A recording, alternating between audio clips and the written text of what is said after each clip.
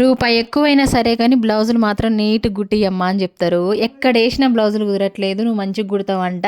అందుకే నీ దగ్గరికి పట్టుకొనొచ్చినా. జర మంచిగా కుట్టు అని చెప్తారు. సరే ఇయన్నీ చెప్పి ఇంకా బ్లౌజ్ ఎంత తీసుకుంటున్నావు నువ్వు అని అడుగుతారు నన్ను. ఇంకా నేను తీసుకునేదే బయట షాప్‌లో కంటే చాలా తక్కువ. ఇంకా బయట 300 తీసుకుంటుంటే లైనింగ్ బ్లౌజ్‌కి నేను మాత్రం 200, 170 దగ్గరే ఉండిపోయానురా బాబు.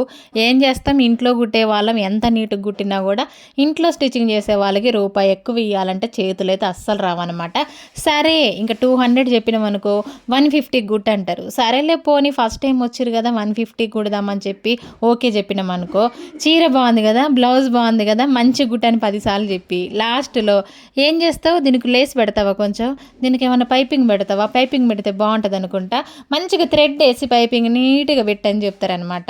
మరి నీట్గా థ్రెడ్ పైపింగ్ పెడితే దీనికి డబ్బులు ఎవరిస్తారనమాట? రూపాయి ఎక్కువ ఇవ్వద్దు, బ్లౌజ్ నీట్గా రావాలి, పైపింగ్ రావాలి, లేస్ రావాలి. అబ్బబ్బబ్బా నిజంగా అండి ఇలాంటి కస్టమర్స్ వస్తారు చూడండి, వాళ్ళని చూస్తే నవ్వాలనో ఏడవాలనో నాకు ఏం అర్థం కాదనమాట. ఏదేమైనా సరే కటాకండిగా మొహం మీదనే చెప్పేస్తాను నేనైతే.